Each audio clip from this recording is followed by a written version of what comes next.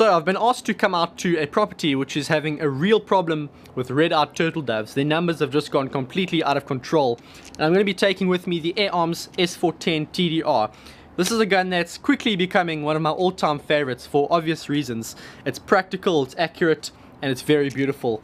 Now this is a 12 foot-pound gun, and I know there's a lot of debate in the UK about whether it's better to take headshots or heart shots, and I want to try and answer that question today.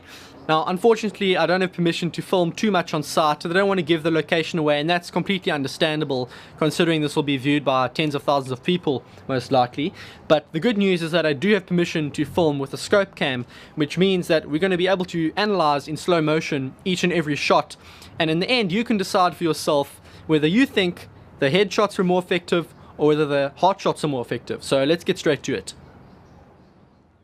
Right, so I'll line up on the first bird here, nice and close. I've got the Hawk Sidewinder scope set to 20 times magnification with the scope cam filming at 240 frames a second. I'll put the details of that camera down in the video description. But as I pull the trigger here, you can see I just send that pellet straight through the bird's head for a perfect headshot.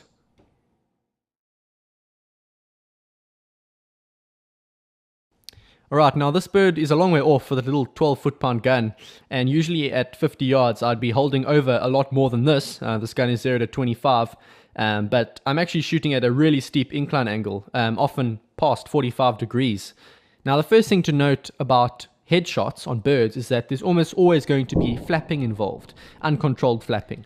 And that's because even though the brain is destroyed, there's still nerve tissue in the spinal cord. So the flapping you're seeing is basically just an involuntary reflex action.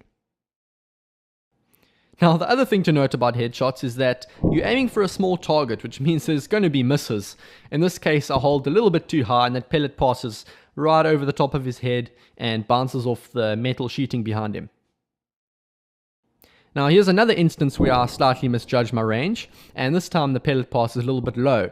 Now the nice thing about hitting a little bit low when you're taking a headshot is that the pellet is probably going to hit the neck, and a neck shot is just as lethal as a headshot. You're not always lucky enough to hit the neck though when the shot passes low, and this one just plucks a few feathers off his chest. He sits there for a while, looking a little bit bewildered, and I'm about to put a second shot in him when he flies off.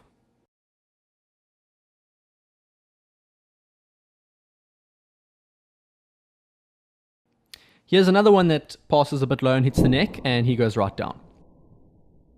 Now, the biggest positive about taking headshots is that it doesn't matter how weak your gun is, you're almost guaranteed, if you hit the bird, to kill it very effectively. Yes, you might miss the bird more often, but when you do hit it, you're guaranteed that that bird's going to go down no matter how weak your gun is.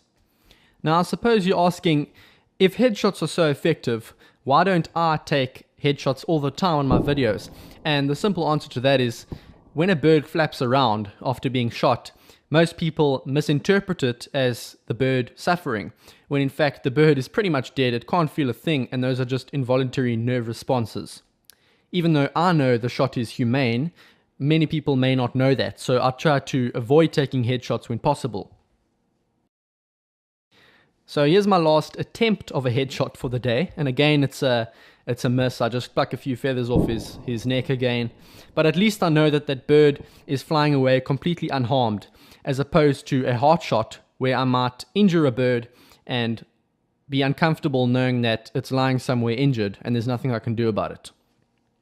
So on to the first heart shot of the day. Well, I say heart shot, but what I actually mean is a vitals body shot. I'm not just aiming for the heart, I'm aiming for the spine, I'm aiming for all the vitals that surround the heart. I know that if I hit this area, I'm going to put the bird down cleanly and effectively. Now, I'll be honest, I had my concerns at first about a 12 foot-pound rifle's ability to penetrate deep enough to get through those vitals. That pellet has to pass through the breastbone first from this angle.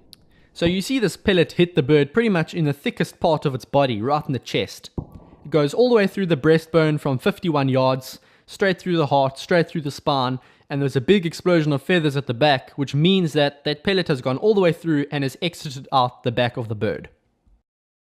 So here's another shot from a long way off, but again, the angle of the shot means that I don't have to hold over as much as I would if the shot was completely horizontal. I hit that bird exactly where I want to, and he drops on the spot. Now this shot is amazing. It's a miss, but have you ever seen a pellet pluck one feather off a bird's back? Just one feather. I've seen an explosion of feathers, I've seen a few feathers pop out, but I've never seen just one feather float off a bird's back. This would be the first time for me. The one thing you need to know about taking heart and lung shots on a bird is that you don't want to hit the bird low. It's never a bad thing to hit the bird high because you're going to hit the spinal cord and the bird's going to be out for the count. And that's what happens here. You can see he makes kind of like a half attempt to lift his wings and then he just falls straight down. I am a little bit too high on this one and the pellet just plucks a few feathers off his back without hitting any spinal tissue at all. He survives to see another day, but I'll be back for him some other time.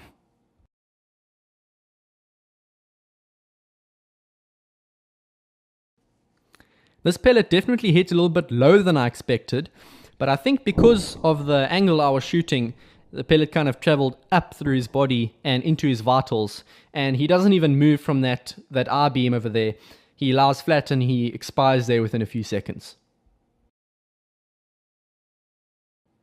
Now it is quite difficult to range the birds that were sitting on these structural cables because the rangefinder didn't want to pick them up, and I get the range completely wrong on this bird.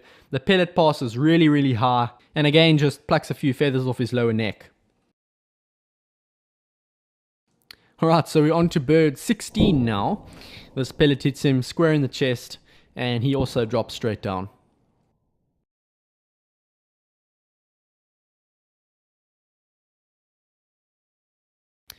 Now this was actually a terrible shot on my part. I pulled this one quite badly, but just my luck, it ricochets off the steel cable right in front of the bird, straight through his vitals, and he drops on the spot. This is one unlucky dove.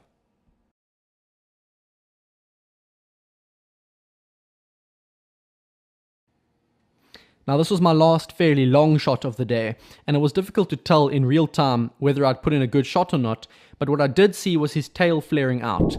Now when you take a heart and lung shot and you see the tail flaring out, it usually means that you've put in a good spine shot. They tend to flare their tails out and pull their wings in when you hit the spine, and by the time he hit the ground he was dead. When you're taking body shots on a bird, you also want to aim fairly far forward. There are no vital organs towards the back of a bird, so if you place the shot too far back, you're not going to get a clean kill. So let's recap. The golden rule when taking body shots on a bird is aim quite high and aim far forward, and you can't really go wrong. Even this 12 foot-pound gun is putting these birds down out to 50-60 meters quite easily. So it's all about shot placement. So as we get to the last bird here, what is my conclusion? Now the reality is that both a headshot and a heart shot are equally as effective. Both are going to equal instant death. What I will say though is that if you are uncertain of whether your rifle is accurate enough or whether you are accurate enough to hit that bird in the vitals every time you take a body shot, don't risk it because you are just going to injure that bird. So that's the end of another one. I'll let you look at the footage and decide for yourself which shots you think are more effective based on your shooting ability and the equipment that you have. I actually have a whole lot of extra footage from this exact hunt that I couldn't fit into this video.